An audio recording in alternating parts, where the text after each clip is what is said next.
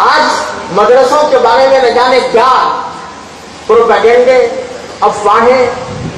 اور طرح طرح کی غلط فہمیاں لوگوں کے اندر پھیلی ہوئی ہیں، پھیلائی جا رہی ہیں۔ اور جیسا کہ مجھ سے پہلے مولانا اسد عبید صاحب نے فرمایا کہ وہ لوگ تبصرہ کرتے ہیں جنہوں نے کبھی آ کر کسی مدرسے کی شکل بھی نہیں دیکھی، جنہوں نے کبھی آج تک یہ نہیں جائزہ لیا کہ اس میں کیا پڑھایا جا رہا ہے، کس معیار کا پڑھایا جا رہا ہے، کیا اس کا نظام تعلیم ہے۔ بس ایک مجمل اور مبہم لفظ انہوں نے مدرسے کا سمجھا اور بولا ہے، اور اس کی حقیقت سے ناواقف رہ کر اس کے اوپر تنقیدیں جاری ہیں۔ ہم الحمدللہ کسی بھی تعمیر تنقید سے کبھی بھی ہمارے دل پر کوئی گرانی نہیں ہوتی، ہم کسی بھی تعمیری تنقید کو خوش آمدید کہتے ہیں، اس کا خیر مقدم کرتے ہیں، بشرطے کہ ہمارے نظام کو سمجھ کر، اس کا جائزہ لے کر، اس کے تمام عواقب اور نتائج کو دیکھنے کے بعد آدمی اگر کوئی مشورہ پیش کرے، ہمارے لیے وہ سر آنکھوں پر رکھنے کی چیز ہے۔ لیکن مدرسے کو سمجھے بغیر، اس کا مطلب سمجھے بغیر، اس کا نظام سمجھے بغیر، اس کے نصاب کا جائزہ لیے بغیر، محض افواہوں کی بنیاد پر جو تبصرے اور تنقیدیں کی جاتی ہیں، اس کا نتیجہ سوائے انتشار پھیلانے کے اور کچھ نہیں ہوتا۔ لہذا اللہ تبارک و تعالیٰ نے ہمارے ملک کو یہ خصوصیت عطا فرمائی ہے کہ اس میں 20,000 سے زیادہ مدارس مختلف جہتوں پر قائم ہیں۔ اللہ تبارک و تعالیٰ نے جیسا کہ مولانا اسد عبید صاحب نے فرمایا، ان سے بڑے کام لیے ہیں، اور انہوں نے ہمیشہ ملک و ملت کی تعمیری خدمات انجام دی۔ کہا جاتا ہے کہ انہی مدرسوں سے دہشت گرد پیدا ہو رہے ہیں یا انتہا پسند پیدا ہو رہے ہیں۔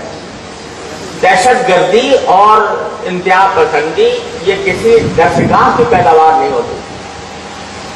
دہشت گرد اور انتہا پسند عام کالجوں یونیورسٹیوں کے اندر بھی پیدا ہوتے ہیں اور ہو رہے ہیں۔ اب اس انتہا پسندی کو آپ کیا کیجئے کہ اگر کوئی شخص دین کا نام لینا چاہتا ہے تو اس دین کا نام لینے والے کے اوپر دروازے بند کر دیے جاتے ہیں۔ وہ خاتون جو لوگ مسلمان ہوتے ہیں، نو مسلم مسلمان ہوتے ہیں، ان کے اوپر ان کی کتابوں کی اشاعت کے اوپر پابندیاں لگائی جاتی ہیں۔ ابھی وہ خاتون مجھ سے ملی تھی کہ جو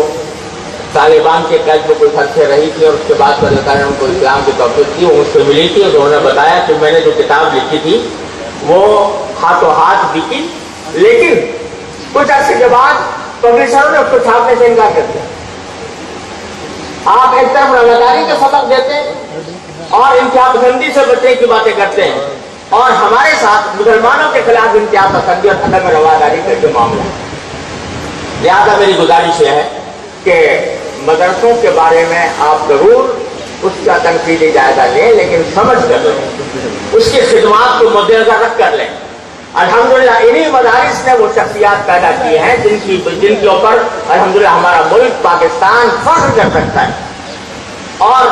جنہوں نے پوری دنیا کے اندر پاکستان کا نام روشن کیا ہے، اور انشاءاللہ یہ شخصیتیں پیدا ہوتی رہیں گی۔